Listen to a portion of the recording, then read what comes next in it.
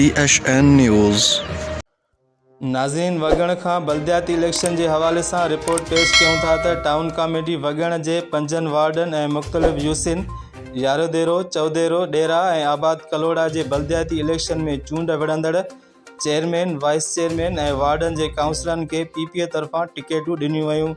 PPA जूं टिकेटूं हासिल कंदड़ उम्मीदवारन में UC चौदेरो ते चेयरमैन दानिश खान तुन्यो, ज़िले काउंसिल ते वकील आशिक अली जतोई, वार्ड नंबर 1 थेड़ी आसम ते काउंसलर भोतार सरताज अहमद तुन्यो ऐं ॿियनि खे PP ज़िले सदर पारां मिलियल टिकेटुनि बाद वोट वठण ऐं इलेक्शन खटण लाइ बाज़ाब्ता तौर चूंड मुहिम शुरू करे छॾी। उम्मीदवारनि पारां मुख़्तलिफ़ बिरादरियुनि जी हिमायत हासिल करण लाइ कार्नर गॾिजाणियूं कयूं वयूं।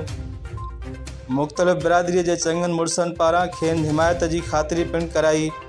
राब्तो करण ते UC चौदेरो जे चेयरमैन दानिश खान तुन्यो ऐं काउंसलर भोतार सरताज अहमद तुन्यो चयो त असां पंहिंजे पार्टीअ जे नौजवान चेयरमैन बिलावल भुट्टो ज़रदारीअ समेत ज़िलई क़यादत ऐं समूरनि अॻवाननि जा इंतिहाई शुक्रगुज़ार आहियूं, जिन असां मथां मुकमिल एतमाद कंदे बल्दियाती इलेक्शन विढ़ण लाइ पार्टीअ जूं टिकेटूं ॾिनियूं।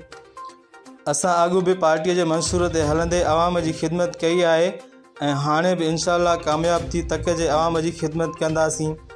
हिननि वधीक चयो त बल्दियाती इलेक्शन में अवाम PP उम्मीदवारनि खे वोट ॾींदो। अवाम जी ताक़त सां टाउन कमेटी वगण समेत सभिनी यूसिन ते PPA जा उम्मीदवार कामयाब थी मुखालफ़नि खे बदतरीन शिकस्त ॾींदा।